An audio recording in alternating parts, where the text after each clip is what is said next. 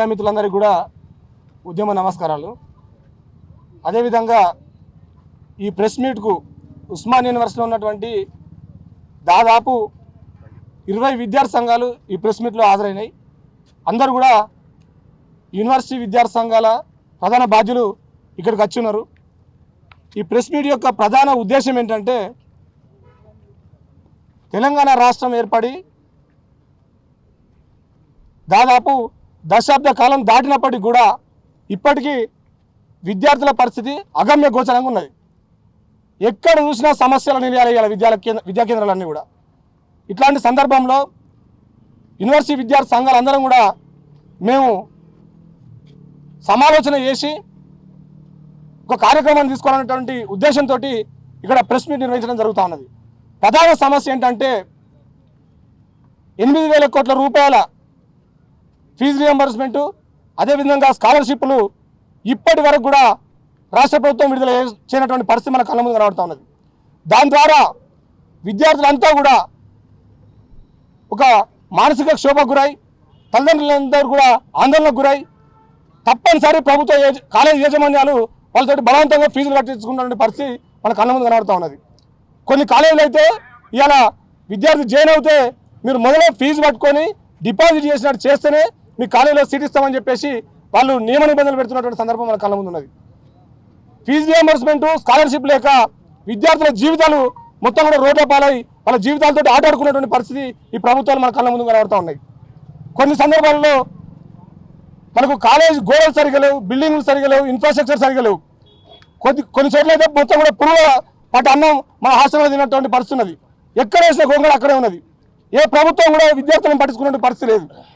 కాబట్టి మేము ఏం చెప్తా ఉన్నాం అంటే, ఒకవైపు ఈ ఫీజు రియంబర్స్మెంట్, అదేవిధంగా స్కాలర్షిప్ తక్షణమే విడుదల చేయాలని చెప్పేసి, దాంతోపాటు 175 ఇంజనీరింగ్ కాలేజీలు ఉన్నాయి. ఈ ఇంజనీరింగ్ కాలేజీలలో అక్రమంగా డొనేషన్ల పేరు మీద ఒక్కో ఇంజనీరింగ్ సీటుకు 15 నుంచి 18 లక్షలు డొనేషన్ తీసుకొని వాళ్ళు ఒక మెరిట్ ఉన్నటువంటి విద్యార్థులందరూ కూడా అన్యాయం చేస్తూ వాళ్ళు అక్రమ మార్గాన ఇలా డబ్బు దోపిడీ ఏకైక లక్ష్యంగా పెట్టుకొని వాళ్ళు ఇలా బీ కేటగిరీ దందా కొనసాగిస్తున్నారు, ఒక విద్యా మాఫియా కొనసాగిస్తూ ఉన్నారు.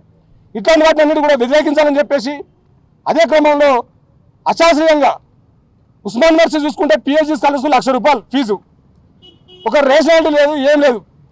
అదేవిధంగా ప్రైవేట్ ఇంజనీరింగ్ కాలేజీలు సీఎం మొత్తుకుంటున్నా కూడా, ముఖ్యమంత్రి గారు మొత్తుకుంటున్నా కూడా వినకుండా మేము ఫీజులు పెంచామని చెప్పేసి మాట్లాడతారు. ఫీ రెగ్యులేటరీ కమిటీకి సరైనటువంటి ఒక వాళ్ళ నియమ నిబంధనలు సరిగా వాళ్ళకి అందజేయరు. ఏమి ఇవ్వకుండా మేము ఇబ్బడి ముబ్బడిగా ఫీజులు వేస్తాం, రియంబర్స్మెంట్ మాత్రం 35,000 వస్తుంది, ఫీజులు మాత్రం మేము 2 లక్షలు పెంచుకుంటాం అని చెప్పేసి మాట్లాడతారు ఇంజనీరింగ్ కాలేజీలు. ఇట్లాంటి పరిస్థితి ఉన్నది తెలంగాణలో. మొత్తం కూడా ఫీజుల దోపిడీ, అదేవిధంగా ఇన్ఫ్రాస్ట్రక్చర్ లేకపోవడం, అదేవిధంగా ప్రభుత్వ నియంత్రణ లేకపోవడం, మొత్తంగా ఈ రాష్ట్రంలో ఒక విద్యాశాఖ మంత్రి లేకపోవడం, ఇట్లాంటి ఒక అగమ్య గోచరమైనటువంటి పరిస్థితిలో విద్యార్థులు అనేక పాటలు పడుతూ ఉన్నారు. ఇలా విద్యార్థుల దగ్గర ముక్కు బిండి వసూలు చేస్తూ ఉన్నారు ఫీజులు. ఆ క్రమంలో చాలామంది విద్యార్థులకు 4 ఏళ్ల నుంచి కోర్సులు అయిపోయి కూడా ఇలా సర్టిఫికేట్లు తీసుకునే విద్యార్థులు ఫీజు కడితేనే సర్టిఫికేట్లు ఇస్తూ ఉంటున్నారు. తల్లిదండ్రులు ఏం చేయాలి, ఎక్కడి తీసుకురావాలి? రియంబర్స్మెంట్ మీద ఆధారపడి వాళ్ళు ఇంజనీరింగ్ కోర్సులు చేసిళ్ళు. వాళ్ళు ఎక్కడి తీసుకురావాలి? ఇలా పైసలు ₹1,00,000 ఎక్కడి తీసుకొస్తారు? ప్రభుత్వం ఒప్పుకున్నారు రియంబర్స్మెంట్ ఇస్తానే.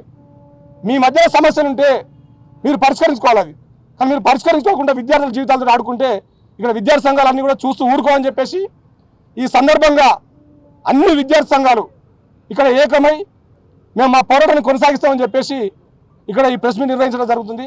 ఈ ప్రెస్ మీట్లో పాల్గొన్న ప్రతి ఒక్క విద్యార్థి నాయకుడు కూడా ఒక్కొక్క 2 నిమిషాలు మాట్లాడాల్సింది అందరూ కూడా సవినయంగా విజ్ఞప్తి చేస్తున్నాను. 8,000 కోట్ల ఫీజు రియంబర్స్మెంట్ తక్షణమే విడుదల చేయాలి.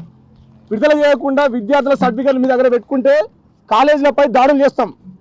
మీరు ప్రైవేట్ కాలేజీలు పెట్టుకొని రియంబర్స్మెంట్ స్కీమ్ అని పెట్టుకొని ఒకవైపు ప్రభుత్వం, ఒకవైపు మీరు నాటకాలు ఆడుతున్నారు. ఇక్కడ విద్యార్థుల జీవితాలతోటి వాళ్ళ తల్లిదండ్రులంతా కూడా నిద్రపోని పరిస్థితి. కోర్సులు అయిపోతాయి, సర్టిఫికేట్ మీ దగ్గర పెట్టుకుంటారు. ఏం చేసుకుంటారు సర్టిఫికేట్లతోటి? విద్యార్థులకు ఇస్తే వాళ్ళు ఉద్యోగాలకు పోతారు, వాళ్ళ ఆయా రంగంలో వాళ్ళ స్కిల్స్ డెవలప్ చేసుకుంటారు. సర్టిఫికేట్ల దగ్గర పెట్టుకొని విద్యా మాఫియా నడిపిస్తున్నారు ఈ రాష్ట్రంలో.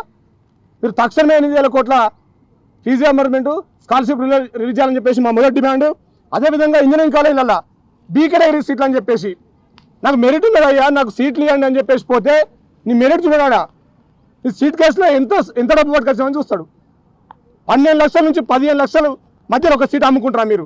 కొన్ని కాలేజీలు అయితే ఈసీఈ, ట్రిపుల్ ఈ, సివిల్ లాంటి సాంప్రదాయ కోర్సులు లేకుండా మొత్తం ఓన్లీ సిఎస్సి మార్కెట్లో ఏదైతే డిమాండ్ ఉందో దాన్నే మేము అమ్మకంగా మంచి అంగట్ల సరుకులకు అమ్ముకుంటాం అని చెప్పేసి డబ్బు నెలకే సిఎస్సి అని చెప్పేసి ఇలా విద్యను వ్యాపారంగా మార్చిల్లు, అంగట్ల సరుకులకు మార్చిల్లు. మీరు బీ కేటగిరీ సీట్ల దందా మొత్తం బంద్ చేయాలి, ఈ విద్య మాఫియాను బంద్ చేయాలి. లేకపోతే మన ఫీ రెగ్యులేటరీ కమిటీ అదేవిధంగా ఒక స్పెషల్ విజిలెన్స్ మొత్తం కూడా కాలేజీలో తిరుగుతూ బీ కేటగిరీ సీట్లు ఎవరైతే అక్రమంగా అమ్ముతున్నారో ఆ కాలేజీల యొక్క గుర్తింపు రద్దు చేయాలి, ఆ పర్మిషన్ వెంటనే రద్దు చేయాలి. ఎందుకు మీ కాలేజీలలో బాడీ గార్డులు? మీ కాలేజీలలో మీరు బౌన్సర్లు ఎందుకు పెట్టుకుంటారు? మీరు మీ కాలేజీలలో మొదటి కాలేజ్ స్టార్ట్ అవుతుంటే మీరు బస్ ఫీజులు, లైబ్రరీ ఫీజులు కాలేజ్ స్టార్టింగ్లో మీరు వసూలు చేస్తూ ఉంటారు.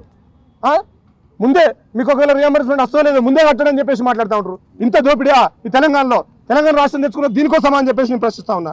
అదేవిధంగా రాష్ట్ర విద్యా సంస్థలలో ఫీజులు ముప్పటిగా పెంచిళ్ళు. 1,70,000 ఒక్కో ఇంజనీరింగ్ కాలేజీలో, మళ్ళీ 2 లక్షలు కావాలంట వాళ్ళకు. 35,000 రియంబర్స్మెంట్ ఇస్తుంది గవర్నమెంట్. 35,000 రియంబర్స్మెంట్ మిగిలిన ఫీజులు కట్టాలి.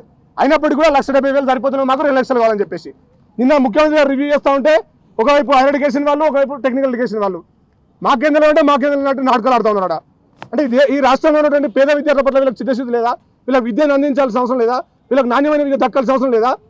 డబ్బున్నకే ఒక రకమైన విద్య, డబ్బులంతా కూడా ఇట్లా పాడుపడ్డ గోడలైనటువంటి సరైనటువంటి ఇన్ఫ్రాస్ట్రక్చర్ లేనటువంటి సరైన ప్రొఫెసర్ లేనటువంటి ఇట్లాంటి యూనివర్సిటీలో ఇట్లాంటి విద్యా సంస్థల్లో మేము చదువుకోవాలి. డబ్బున్నకు ఒక రకమైన విద్యా లక్ష్యం సామాజిక అంతరాలను తొలగించాలన్నా, కుల వివక్ష మత వివక్ష అన్ని తొలగించాలన్నా, లేకపోతే ఇట్లా అంతరాలను పెంచాలన్నా? డబ్బులనుకో విద్యా ఇదేమన్నా మార్కెట్లో అమ్ముతున్నారా ఏంది మీరు? యూనివర్సిటీ అధ్యాపక పోస్టులు 2013లో భర్తీ అయినాయి. ఇప్పటి వరకు అధ్యాపక పోస్టులు అంతవరకు 250 ఇస్తూ ఉంటారు. కొన్ని డిపార్ట్మెంట్ అయితే ఉస్మాన్ యూనివర్సిటీ మూసివేయబడ్డాయి, కొన్ని డిపార్ట్మెంట్లో ప్రొఫెసర్ లేక మూసివేయబడ్డాయి. అరే మాకు ఒక 1000 ప్రొఫెసర్ 2000 ప్రొఫెసర్లు రిక్రూట్ చేయండి అయ్యా మాకు మేము అడిగితే గవర్నమెంట్ యూనివర్సిటీ NAC డిగ్రీ ఇస్తుంది కదా, NAC A++ ఎట్లా డిగ్రీ ఇస్తుంది? గైడ్లైన్స్ ఇస్తుంది కదా. ఈ బిల్డింగ్ గురించి లైబ్రరీ గురించా? మరి రీసెర్చ్ ఏది? విద్యార్థులకు PhD మేము అప్లై చేసుకుంటే ఇద్దరికి 4,000 మంది PhDకి అప్లై చేస్తే 45 సీట్లు ఉంటాయి. అలా ఇట్లున్నాయి పరిస్థితి. 45 డిపార్ట్మెంట్లలో డిపార్ట్మెంట్కి 2 డిపార్ట్మెంట్కి 2. అంటే మాకు PhD మేము చదువుకుంటామంటే మీరు అందిస్తలేరు. మా రాష్ట్రంలో విద్యా వ్యవస్థ బాగుందని చెప్పేసి మాట్లాడతారు. అదేవిధంగా ఇక్కడ కొన్ని సంస్థలు ఉన్నాయి, వాటికి ఒక బిల్డింగ్ ఉంటుంది, వాటికి గ్రౌండ్ ఉండదు, అదేవిధంగా వాటికి పర్మిషన్ ఉండదు. అనేక కుప్పలుగా ఇవ్వాల పర్మిషన్ అని కాలేజీలు. ఎక్కడ నుండి సర్టిఫికేట్ వస్తుంది, ఇక్కడ నీ బిల్డింగ్లో డిగ్రీ కాలేజ్ PG కాలేజ్ నడుస్తుంది. మేము రియంబర్స్మెంట్ కావాలని కొట్లాడతాం, మేము స్కాలర్షిప్లను కావాలని కొట్లాడతాం. వీటిని మాత్రం నువ్వు డబ్బు చేసుకోవాలి, సొమ్ము చేసుకోవాలని చెప్పేసి నువ్వు బిల్డింగ్లు పర్మిషన్ లేకుండా నడుపుతావు. ఇట్లాంటి వాటి ఖబర్దారు చెప్తా ఉన్నాం మేము. ఇట్లాంటి విద్యా సంస్థలు నడవడానికి వీలేదు, తెలంగాణలో గుర్తింపు లేని విద్యా సంస్థల కొరకు నడవడానికి వీలేదు. చివరిగా మేము చెప్పేదంటే డీమ్డ్ యూనివర్సిటీ, ప్రైవేట్ యూనివర్సిటీ అంటావు. ఎవరు పెట్టుకోవాలి నేను డీమ్డ్ యూనివర్సిటీ? ఎవరు పెట్టుకోవాలి నేను ప్రైవేట్ యూనివర్సిటీ? అలా రిజర్వేషన్స్ ఉంటాయా? అలా ఫీజులకు ఇంత ఫీజు అని చెప్పేసి రాష్ట్ర ఫీ రెగ్యులేటరీ కమిటీ ఏమైనా మానిటరింగ్ చేస్తుందా? ఈ డీమ్డ్ యూనివర్సిటీ, ప్రైవేట్ యూనివర్సిటీ అంతా కూడా బగ్గ సంపాదించుకొని తప్ప విద్యార్థులకు న్యాయమైనటువంటి విద్య అందేది కాదు. ఎకరాలకు సంపాదించులు అలా కాలేజీలు పెట్టి రియల్ ఎస్టేట్ చేసేటప్పుడు ఇలా మేము డీమ్డ్ యూనివర్సిటీ, ప్రైవేట్ యూనివర్సిటీ అంటున్నారు. ఇట్లాంటి డీమ్డ్ ప్రైవేట్ యూనివర్సిటీ ఈ రాష్ట్రంలో అవసరం అని చెప్పేసి మేము మెదర్స్ చెప్తాను, ప్రస్తుతం కూడా అదే విషయం చెప్తాను. చివరగా నూతన జాతీయ విద్యా విధానం ఏదైతే కేంద్ర ప్రభుత్వం NEP 2020 పాలసీ తీసుకొచ్చిందో ఆ పాలసీ దళిత, ఆదివాసీ, మైనారిటీ, BC వ్యతిరేకమైనటువంటి పాలసీ. ఈ విద్యార్థులకు SC, ST, BC మైనారిటీ విద్యాలోకం ఏకకంఠంతో దీన్ని వ్యతిరేకిస్తా ఉన్నాం. ఇక్కడ విద్యా కమిషన్ ఏమో NEP 2020 వ్యతిరేకిస్తామంటే హైయర్ ఎడ్యుకేషన్ ఏమో NEPకి మేము స్వాగతం పలుకుతా ఉంటుంది. ప్రభుత్వంలో ఏమైనా స్పష్టత లేదా? రేవంత్ రెడ్డి గారు ఏం చేస్తా ఉన్నారు?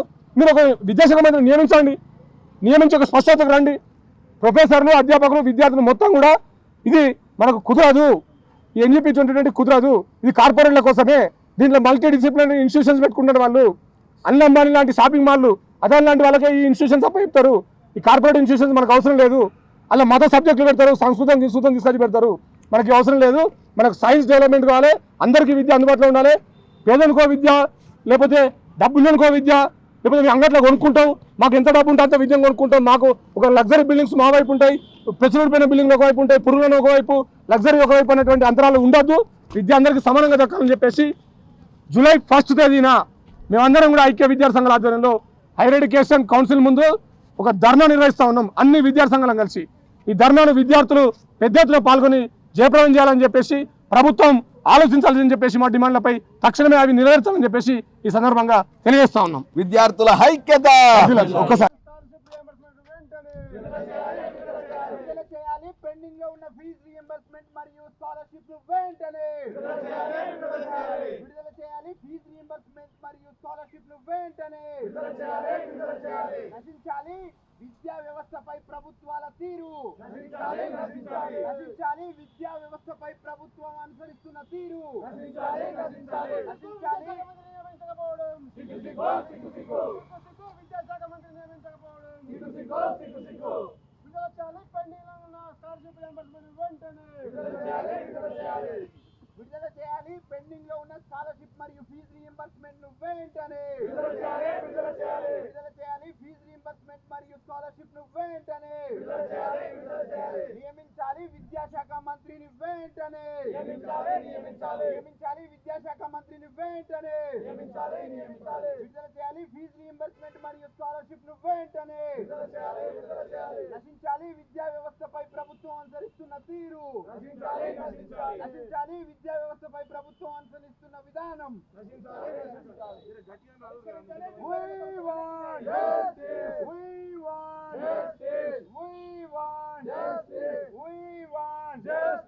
పోరాడదాం స్కాలర్షిప్ మరియు ఫీజు రియంబర్స్మెంట్ విడుదలకై.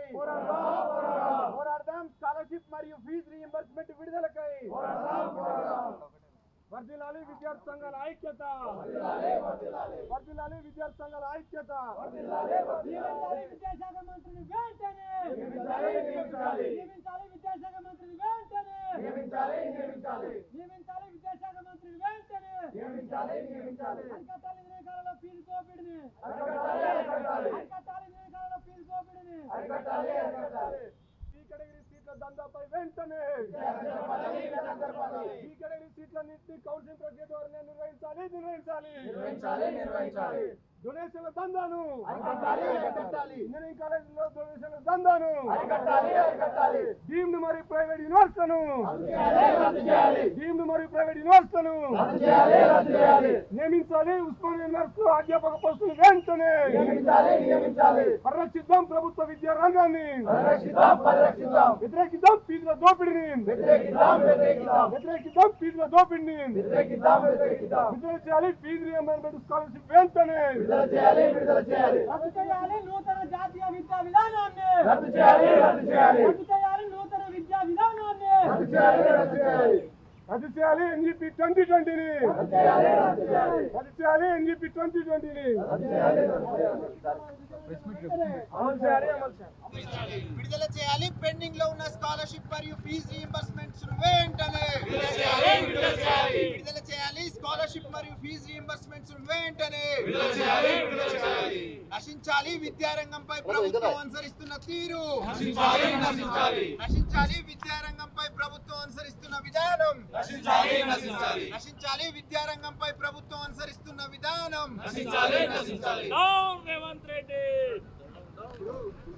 రద్దు చేయాలి బి కేటగిరీ సీట్లను అక్రమంగా అమ్ముకోవడాన్ని. విడుదల చేయాలి 8,000 కోట్ల ఫీ బకాయిలు స్కాలర్షిప్లను వెంటనే. విడుదల చేయాలి 8,000 కోట్ల ఫీ బకాయిలు ఫీ రియంబర్స్మెంట్ అదేవిధంగా స్కాలర్షిప్లను వెంటనే.